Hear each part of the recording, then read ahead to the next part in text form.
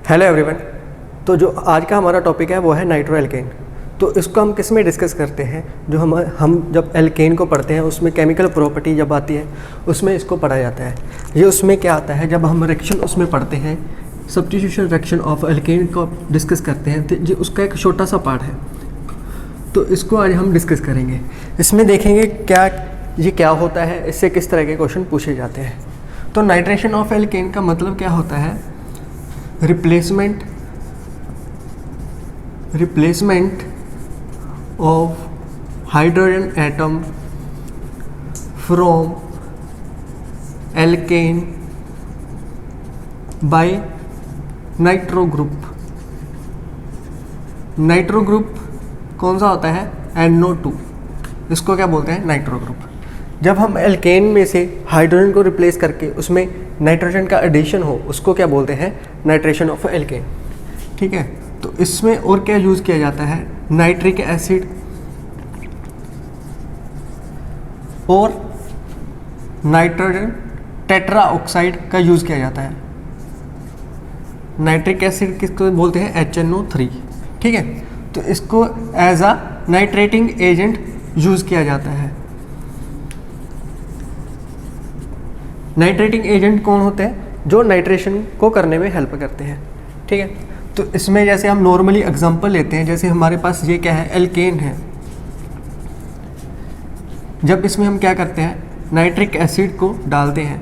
Nitric acid को हम ऐसे भी लिख सकते हैं। तो इसमें होता क्या है, एडिशन ऑफ नाइट्रो ग्रुप और हाइड्रोजन एलिमिनेट हो जाती है। ये ऐसे इसमें से वाटर रिलीज हो जाता है, वाटर निकल जाता है। तो हमारे पास क्या बनता है, नाइट्रो एल्केन और प्लस वाटर का फॉर्मेशन होता है। तो जब नॉर्मली क्या होता है, जो हमारी ये रिएक्शन है, जब हम एल्केन में नाइट्रिक एसिड को डालते हैं, तो जब हम इसको नॉर्मली एट रूम टेम्परेचर पर करवाने की कोशिश करते हैं, जब हम नाइट्रेशन ऑफ एल्केन को एट अ रूम टेम्परेचर पे करवाते हैं, तो हमारे पास क्या मिलता है, ये रिएक्शन पॉसिबल नहीं होती नहीं है। इसका रीज़न क्या होता है, इसका रीज़न जो हमें मिलता है, हमने पढ़ा है, जो हमारे एल्केन्स होते हैं, एल्केन्स को हम क्या बोलते हैं, पैराफिन्स। क्या बोलते हैं, पैराफिन्स। पैराफिन का मतलब क्या होता है, जो एल्केन होते हैं वो लेस रिएक्टिव होते हैं, बिकॉज ऑफ इसमें क्या होता है, सभी ऑल सिग्मा बॉन्ड प्रेजेंट। इसमें क्या होता है, सभी सिग्मा बॉन्ड प्रेजेंट होते हैं, इसीलिए ये लेस रिएक्टिव होता है। रूम टेम्परेचर पे ये रिएक्शन नहीं होती। ठीक है, बट हम अगर इसको एट हाई डिग्री टेम्परेचर पर हीट करें, जैसे 400 से 450 डिग्री पर जब हम इसको हीट करते हैं, तो हमें क्या मिलता है, रिएक्शन ये हो जाती है। हमें क्या मिलता है, नाइट्रो एल्केन प्लस और वाटर। ठीक है, क्या मिलता है, नाइट्रो एल्केन का फॉर्मेशन हो जाता है। नॉर्मली हमने क्या देखा है, हमारे पास नाइट्रेशन ऑफ एल्केन क्या होता है, ये एक केमिकल प्रॉपर्टी ऑफ एल्केन का पार्ट है, जिसमें हम क्या करते हैं, सब्स्टिट्यूशन रिएक्शन ऑफ एल्केन जब पढ़ते हैं तो उसमें नाइट्रेशन रिएक्शन आती है। नाइट्रेशन रिएक्शन में क्या होता है, हाइड्रोजन का रिप्लेसमेंट होता है और नाइट्रो ग्रुप का एडिशन होता है। इसके लिए हम क्या यूज़ करते हैं, नाइट्रिक एसिड का यूज़ किया जाता है या नाइट्रोजन टेट्रा ऑक्साइड का यूज़ किया जाता है एज अ नाइट्रेटिंग एजेंट। तो हम क्या देखते हैं, हमारे पास जो नाइट्रो एल्केन होता है उसमें से हाइड्रोजन का रिप्लेसमेंट होता है और नाइट्रो ग्रुप का एडिशन होता है और इसमें से वाटर रिलीज हो जाता है। बट नॉर्मली रूम टेम्परेचर पे ये रिएक्शन होती नहीं है, बिकॉज ऑफ जो हमारे पास एल्केन है वो क्या होते हैं, पैराफिन होते हैं, लेस रिएक्टिव होते हैं। इसकी वजह से ये रिएक्शन रूम टेम्परेचर पे तो नहीं होती। तो हमें क्या करना पड़ेगा, हमें रिएक्शन जो कंडीशन है उसको एनर्जी ज़्यादा देनी पड़ेगी। एनर्जी ज़्यादा मिलेगी तो ये बॉन्ड ब्रेक हो जाएगा। इसीलिए हम 400 से 450 डिग्री पर इसको हीट करते हैं तो ये रिएक्शन हो जाती है। हमें क्या मिलता है, नाइट्रो एल्केन। अब नाइट्रेशन एल्केन को करने के दो मेथड हैं। जो फर्स्ट मेथड है वो हमारा क्या है, इन लिक्विड फेस। दूसरा मेथड कौन सा होता है, इन वेपर फेस। अब जो लिक्विड फेस में क्या होता है और वेपर फेस में कैसे होती है, जब हम लिक्विड फेस की बात करते हैं तो इसमें क्या देखा जाता है, जो हमारे पास हायर एल्केन्स है, हायर एल्केन्स का क्या होता है, नाइट्रेशन होता है। लिक्विड फेस में क्या होता है, नाइट्रेशन ऑफ हायर एल्केन की बात की जाती है। तो इसके लिए हम क्या यूज़ करते हैं, इसमें जो हमें नाइट्रिक एसिड यूज़ करते हैं इन फ्यूमिंग फॉर्म में यूज़ किया जाता है। Nitric acid used in fuming form.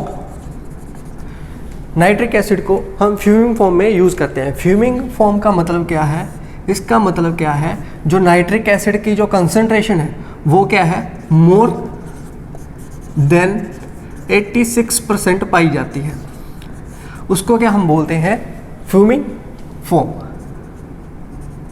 क्या बोलते हैं, fuming form of nitric acid. ठीक है, तो ठीक है, इसके एग्जांपल की बात करें तो हमारे पास क्या होता है, हेक्सेन का यूज़ किया जाता है। हेक्सेन को हम केमिकली फॉर्म में लिखें तो हमारे पास क्या होगा, C16H14। ठीक है, तो इसको जैसे मैं एक हाइड्रोजन इसमें से कम करके ऐसे शो कर दूं तो कोई दिक्कत तो नहीं होगी क्योंकि सेम ही होगा। तो इसमें क्या करेंगे, हम नाइट्रिक एसिड का यूज़ करेंगे और रिएक्शन की जो हमारे पास कंडीशन है वो क्या है, 413 डिग्री केल्विन और हाई प्रेशर दिया जाता है। हाई प्रेशर पर ये रिएक्शन होती है। तो हमारे पास क्या बनता है, इसमें से ये वाटर रिलीज हो जाता है। ठीक है, वाटर रिलीज होगा तो हमारे पास क्या आएगा, C6H13 और NO2। ठीक है, और प्लस हमारे पास क्या बनेगा, वाटर का फॉर्मेशन होगा। ठीक है, इसको हम क्या बोलते हैं, हेक्सेन। ये हमारे पास क्या है, फ्यूमिंग नाइट्रिक एसिड। ठीक है, तो हमारे पास क्या बनता है, नाइट्रो हेक्सेन का फॉर्मेशन होता है। ठीक है, तो ये हमारा कौन सा मेथड है, liquid phase method. In liquid phase method में हम क्या यूज़ करते हैं, हायर डिग्री ऑफ जो हमारे पास हायर एल्केन है 6 कार्बन से लेके ऊपर वाले, उसको इसमें नाइट्रेशन के लिए यूज़ किया जाता है। इसमें जो नाइट्रिक एसिड है वो फ्यूमिंग फॉर्म में यूज़ किया जाता है। इसका मतलब क्या है, इसमें कंसनट्रेशन जो होगी नाइट्रिक एसिड की वो 86% से ज़्यादा होती है। ठीक है, और इसके लिए हमारे पास जो कंडीशन है वो क्या है, 413 डिग्री केल्विन टेम्परेचर होगा और हाई प्रेशर होगा। ठीक है, तो जब हम nitration of alkene in vapour face की बात करते हैं तो इसमें क्या किया जाता है, इन वेपर फेस में क्या होता है, लोअर जो हमारे पास एल्केन है, लोअर एल्केन्स, उसका नाइट्रेशन होता है। नाइट्रेशन किसका होता है, जो हमारे पास लोअर एल्केन है उसका नाइट्रेशन होता है। और इसमें यूज़ किया जाता है nitric acid, nitric acid in vapour form. Nitric acid को इन वेपर फॉर्म में यूज़ किया जाता है। एग्जाम्पल के लिए हमारे पास जैसे हमारे पास मीथेन है और इसमें हमने क्या डाल दिया, नाइट्रिक एसिड डाल दिया, और इसमें जो कंडीशन होती है, कंडीशन क्या होती है, 400 से लेके 450 डिग्री टेम्परेचर दिया जाता है, हाई ज़्यादा हीट की ज़रूरत पड़ती है। ठीक है, तो इसमें क्या बनेगा, हमारे पास ये यहाँ से वाटर रिलीज हो जाएगा। ठीक है, तो हमारे पास क्या बनेगा, नाइट्रोमीथेन प्लस वाटर का फॉर्मेशन होगा। क्या बनेगा हमारे पास, नाइट्रोमीथेन, और जो हमारे पास जो नाइट्रिक एसिड है वो किस फॉर्म में है, vapour form of nitric acid को यूज़ करते हैं। ठीक है, जब हम बात करते हैं लिक्विड फेस की तो इसमें हायर एल्केन्स होंगे और उसमें क्या होगा, in vapour phase lower alkane होंगे। तो इसमें जो कंडीशन है रिएक्शन की वो क्या होगा, 413 डिग्री केल्विन टेम्परेचर होगा और हाई प्रेशर होगा। तो उसमें जो रिएक्शन की कंडीशन होती है वो क्या होती है, हाई अमाउंट ऑफ हीट की ज़रूरत पड़ती है। तो थर्ड डिफरेंस क्या आएगा हमारे पास, यहाँ पे जो नाइट्रिक एसिड है उसका यूज़ किस में किया जाता है, इन फ्यूमिंग फॉर्म में किया जाता है, और इसमें नाइट्रिक एसिड किस फॉर्म में यूज़ किया जाता है, वेपर फॉर्म में यूज़ किया जाता है। ये हमारे पास दो मेथड हैं जिससे हम नाइट्रेशन ऑफ एल्केन करते हैं। तो इसका जो मैकेनिज़्म है वो अब डिस्कस करते हैं। अब हम नाइट्रेशन ऑफ एल्केन के मैकेनिज़्म की बात करते हैं, तो इसका जो मैकेनिज़्म है वो किसके थ्रू प्रोसीड होता है, फ्री रेडिकल सब्स्टिट्यूशन से होता है। तो जब हमारे पास फ्री रेडिकल है वो दो कंडीशन में बनते हैं, फ्री रेडिकल दो कंडीशन में बनते हैं। एक तो जब हम उसको लाइट में करवा दें, जब हम फोटो कंडीशन दें, फोटो कंडीशन का मतलब क्या है, जब हम लाइट की प्रेजेंस में रिएक्शन कोई करते हैं तो रेडिकल तब बनते हैं।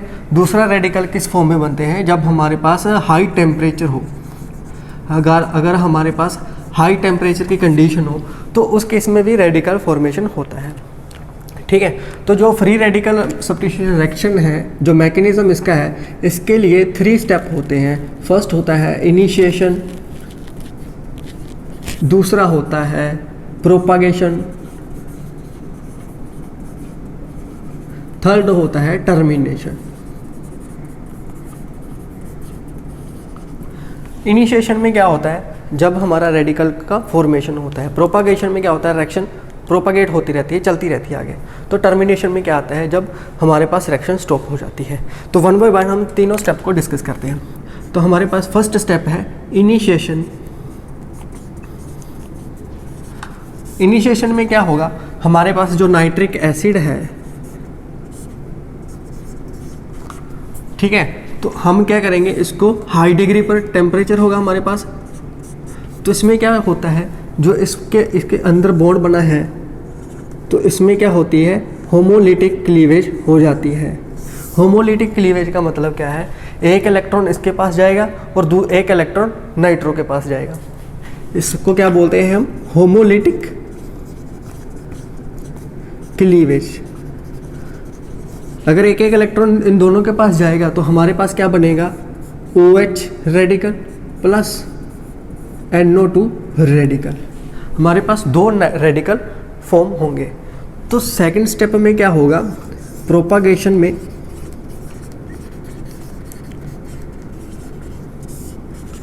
जो हमारा OH रेडिकल है वो मीथेन के साथ रिएक्ट करने चला जाएगा। तो जो हमारा रेडिकल है वो क्या करेगा, इसमें से मीथेन में से हाइड्रोजन रेडिकल को अपनी तरफ खींच लेगा, हाइड्रोजन रेडिकल को खींचेगा। तो जो हमारे पास कार्बन और हाइड्रोजन का बॉन्ड है, इसमें क्या होगा, होमोलिटिक, इसमें भी क्लीवेज होगा। तो ये हाइड्रोजन क्या है, OH रेडिकल के पास चला जाएगा। तो क्या फॉर्म होगा, हमारे पास वाटर का फॉर्मेशन हो जाएगा। एक H और दूसरा H, H2 बन गया, और एक ऑक्सीजन है ही, हमारे पास क्या बन जाएगा, वाटर फॉर्म होगा। और दूसरा क्या बनेगा, एक इलेक्ट्रॉन इसके पास चला गया है तो इसका क्या बन जाएगा, रेडिकल फॉर्मेशन होगा। तो हमारे पास एक मिथाइल रेडिकल फॉर्म होगा। तो अब ये हमारे पास अगला स्टेप क्या आएगा, फिर टर्मिनेशन स्टेप। थर्ड स्टेप क्या आएगा, टर्मिनेशन स्टेप। टर्मिनेशन में क्या होगा, हमारे पास जो मीथेन है, हमारे पास जो मिथाइल रेडिकल है वो, और हमारे पास जो नाइट्रो का रेडिकल पड़ा है, उसके बीच में क्या होगा, ये एक इलेक्ट्रॉन इसकी तरफ से और एक इलेक्ट्रॉन इसकी तरफ से, और इसमें क्या होगा, एक बॉन्ड फॉर्मेशन हो जाएगा। तो इसको क्या बोलते हैं हम, हमारे पास किसका फॉर्मेशन हो गया, नाइट्रो मीथेन का। ठीक है, तो जो हमारा मैकेनिज्म है वो 3 स्टेप में जाता है, इनिशिएशन, प्रोपागेशन और टर्मिनेशन। इनिशिएशन में क्या होगा, हमारे पास जो हमारा नाइट्रिक एसिड है उसकी होमोलिटिक क्लीवेज होगी। होमोलिटिक क्लीवेज कैसे होगी, जो इसमें बॉन्ड बना है तो जो इसका इसमें बीच में 2 इलेक्ट्रॉन है, एक इलेक्ट्रॉन ऑक्सीजन की तरफ और एक इलेक्ट्रॉन नाइट्रोजन की तरफ चला जाएगा। ठीक है, तो हमारे पास 2 तरह के रेडिकल बन के आएंगे, एक OH रेडिकल और एक NO2 रेडिकल। ठीक है, OH रेडिकल क्या करेगा, मीथेन के साथ जाके रिएक्ट करेगा, उसमें से जो हाइड्रोजन और कार्बन का बॉन्ड है उसको उसकी होमोलिटिक क्लीवेज करवा देगा।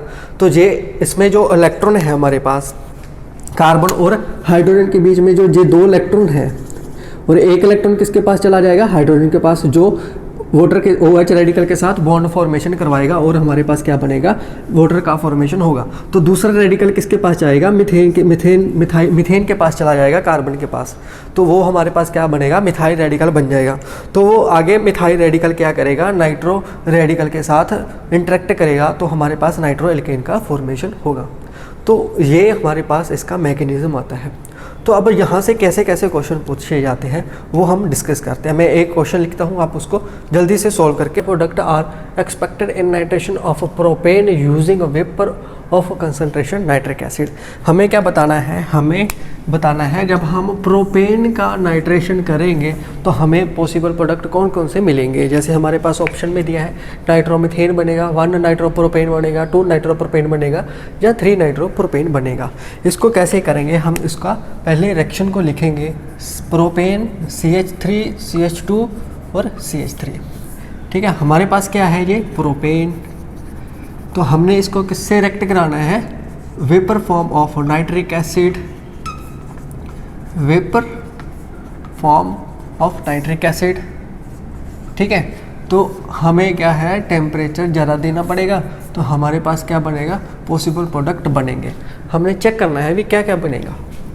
हम इसके लिए मैकेनिज़्म के पास जाएंगे, तो हमारा मैकेनिज़्म क्या बोलेगा, फर्स्ट स्टेप क्या है, इनिशिएशन।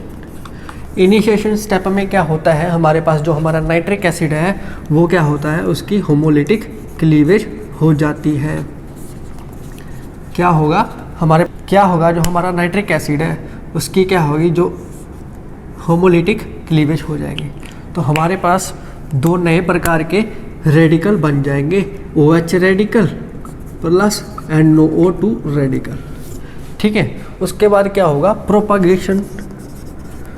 प्रोपागेशन में क्या होगा, जो हमारा प्रोपेन है CH3 CH2 और CH3, तो हमारे पास क्या होगा इसमें, इसमें क्या होगा, हमारा जो OH रेडिकल है, OH रेडिकल क्या करेगा, प्रोपेन में से हाइड्रोजन को पकड़ने आएगा। तो वो जब हाइड्रोजन को पकड़ेगा तो उसके पास क्या है, 3 प्रकार के यहाँ पर हाइड्रोजन दिख रही है। ठीक है, और हाइड्रोजन क्या है, 3 प्रकार कार्बन है। तो हमें पहले चेक करना पड़ेगा कौन कौन सी कार्बन है। तो ये हमारी जो कार्बन है वो क्या है, 1 डिग्री कार्बन, क्योंकि वो आगे एक कार्बन से अटैच है। और ये वाली कौन सी है, 2 डिग्री कार्बन, क्योंकि 2 कार्बन से अटैच है। और ये कौन सी है, ये भी 1 डिग्री कार्बन, क्योंकि ये भी 1 कार्बन से अटैच है। तो इसका मतलब हमारे पास क्या है, 2 प्रकार की कार्बन मिल रही हैं, एक 1 डिग्री और एक 2 डिग्री। तो क्या OH के पास क्या है, 2 ऑप्शन है, जहाँ तो वो क्या करे, 1 डिग्री कार्बन के पास जाए, 1 डिग्री कार्बन के पास जाए और इसका जो हाइड्रोजन है, जिसको मैंने ऐसे साइड पे लगा दिया, ठीक है, ये वाला हाइड्रोजन पकड़ के और वाटर को फॉर्मेशन करे। ये आएगा OH रेडिकल और इसकी क्लीवेज करवा देगा। ठीक है, OH रेडिकल और हाइड्रोजन का जो रेडिकल है ये मिलकर क्या बना देगा, हमारे पास वाटर का फॉर्मेशन करेगा। ठीक है, तो हमारे पास और क्या बनेगा, CH3 CH2 और CH2 का रेडिकल फॉर्म हो जाएगा। ठीक है, ये कौन सा है, हमारी 1 डिग्री कार्बन, तो हमारे पास क्या बनेगा, 1 डिग्री रेडिकल फॉर्म होगा। ठीक है, दूसरी पॉसिबिलिटी क्या है कि जो हमारा OH रेडिकल है वो 2 डिग्री कार्बन के पास जाए। वो किसके पास जाए, 2 डिग्री कार्बन के पास जाए। तो जब वो इसके पास जाएगा तो ये हाइड्रोजन जो है हमारे पास, इसको हम अगर दूसरे कलर से शो कर लेते हैं, ये वाली हाइड्रोजन जो है, ठीक है, OH क्या करेगा, दूसरी कार्बन के पास जाएगा 2 डिग्री वाली के साथ। जो ये वाला हाइड्रोजन है इसकी होमोलिटिक क्लीवेज करवा सकता है। जब वो इसकी होमोलिटिक क्लीवेज करवाएगा तो हमारे पास क्या बनेगा, एक तो वाटर का फॉर्मेशन हो जाएगा, दूसरा क्या होगा, CH3 CH2 और रेडिकल। ठीक है, और ये जो रेडिकल है वो हमारा कौन सा है, ये हमारा 2 डिग्री रेडिकल फॉर्मेशन हो जाता है। ठीक है, तो उसके बाद क्या होता है, हमारे पास जो हमारा NO2 रेडिकल है, NO2 रेडिकल है, वो क्या करेगा, इस कार्बन के साथ अटैक करेगा तो हमारे पास क्या होगा, CH3 CH2 CH2 और NO2। एक तो इस प्रोडक्ट का फॉर्मेशन होगा, इसका नाम क्या करेंगे हम 1 2 3, हमारे पास क्या होगा 1 नाइट्रो प्रोपेन। ठीक है, क्या बनता है हमारे पास 1 नाइट्रो प्रोपेन। दूसरी पॉसिबिलिटी क्या है, जो हमारा NO2 रेडिकल है वो इस 2 डिग्री रेडिकल के साथ आके कंबाइन करे। अगर वो इसके साथ कंबाइन करेगा तो हमारे पास क्या बन जाएगा, ठीक है, हमारे पास क्या बनेगा 1 2 3 2 नाइट्रो प्रोपेन का फॉर्मेशन हो जाता है। ठीक है, हमारे पास क्या होगा 2 नाइट्रो प्रोपेन का फॉर्मेशन होगा। ठीक है, अगर हम चेक करें इन दोनों में से किसकी मात्रा ज़्यादा मिलेगी, कौन सा प्रोडक्ट ज़्यादा बनेगा, तो हम उसके लिए क्या करेंगे, रेडिकल की स्टेबिलिटी के पास चलते हैं। तो स्टेबिलिटी ऑफ रेडिकल की बात करते हैं तो हमने क्या देखा है, जो हमारी 3 डिग्री रेडिकल है उसकी स्टेबिलिटी क्या होती है, 3 रेडिकल की स्टेबिलिटी ज़्यादा होती है 2 डिग्री रेडिकल से, और 2 डिग्री की होती है 1 डिग्री रेडिकल से ज़्यादा होती है। और जो जितना ज़्यादा स्टेबल होगा रेडिकल उसका प्रोडक्ट उतना ही ज़्यादा बनेगा। ठीक है, तो जो हमने क्या देखा, हमारे पास जे कितना होता है 40% और जे 25% मिलता है रिएक्शन में। ठीक है, और यहाँ पर हम देखें तो हमारे पास पॉसिबल प्रोडक्ट कौन कौन से बन गए, एक तो हमारे पास है बी ऑप्शन और सी ऑप्शन, 1 नाइट्रोप्रोपेन भी बन गया, 2 नाइट्रोप्रोपेन भी बन गया। ठीक है, तो अगर हम इसको यहाँ पर छोड़ दें और ऐसे टिक लगा दें तो हमारा क्वेश्चन क्या हो जाएगा, गलत हो जाएगा।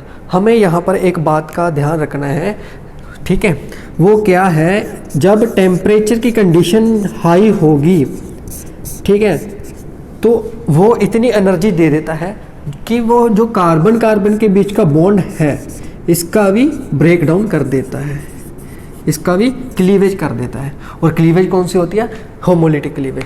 ठीक है, तो हमारे पास 2 नए रेडिकल और बन के आ जाते हैं। प्रोपेन की जब हम होमोलिटिक क्लीवेज करवाएं तो हमारे पास 2 प्रकार के नए रेडिकल जन्म लेते हैं। ठीक है, कैसे कर सकते हैं, या तो यहाँ से या यहाँ से कर लें, किसी से भी कर लें, हमें कोई परेशानी नहीं होगी। ठीक है, अगर यहाँ से क्लीवेज करें तो हमारे पास 2 प्रकार के नए रेडिकल बनेंगे, एक जे वाला पार्ट और एक जे वाला पार्ट। और ये वाला पार्ट है तो हमारे पास क्या बनेगा, CH3 रेडिकल। अगर इस रेडिकल का इसका इलेक्ट्रॉन अगर इस तरफ आएगा तो हमारे पास दूसरा कौन सा बन जाएगा, इथाइल रेडिकल। ठीक है, और जब रेडिकल ऐसे मिलेगा तो नाइट्रो NO2 रेडिकल जो है वो भागता हुआ आएगा, वो इसके साथ कंबाइन कर जाएगा। क्या बनेगा हमारे पास CH3NO2 क्या बन जाएगा, नाइट्रो मीथेन। ठीक है, और दूसरी पॉसिबिलिटी क्या होगी, NO2 रेडिकल आके इथाइल रेडिकल से कंबाइन करें। अगर इससे साथ कंबाइन करेगा तो हमारे पास क्या बनेगा, CH3 CH2 और NO2 क्या बन जाएगा, नाइट्रो इथेन। ठीक है, क्या बनेगा, नाइट्रो इथेन। और देखा क्या गया, जो हमारा नाइट्रो मीथेन है ये कितना मिलता है 25% और नाइट्रो इथेन कितना मिलता है 10%। ठीक है, तो इतने पॉसिबल प्रोडक्ट हमारे पास हैं। तो हम अगर ऑप्शन के पास जाए तो हमारा कौन सा ऑप्शन और आ जाएगा, जो नाइट्रो मीथेन है वो भी आ जाएगा, और 3 नाइट्रोप्रोपेन तो हमारे पास कभी यहाँ पर बना नहीं है। ठीक है, तो हमारे पास A B C D ये करेक्ट ऑप्शन हो जाएंगे। ठीक है, और इसी क्वेश्चन को वो एक और फॉर्म में पूछ लेता है जो सेकंड टाइप का आता है। वो क्या पूछेगा, what are the possible number of product are formed in the nitration of propane.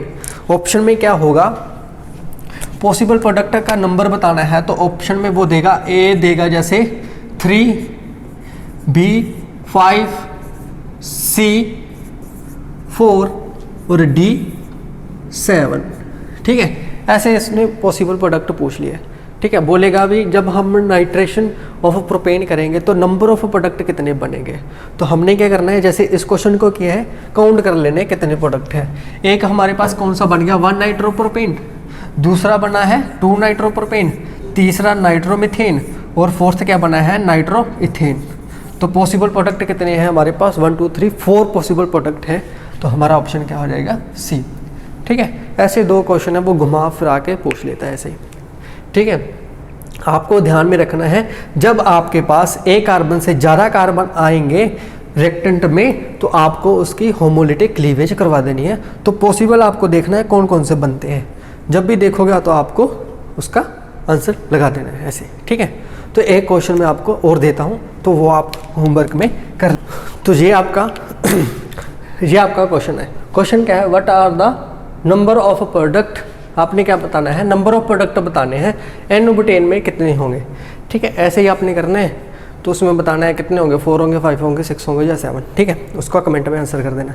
ठीक है, आज के लिए इतना ही। अगर आपको कोई डाउट आए या इसमें कोई बात आपको और पूछनी हो तो मुझे कमेंट में बता देना, मैं आपको अगले लेक्चर में डिस्कस कर दूंगा। ठीक है, okay, thank you so much.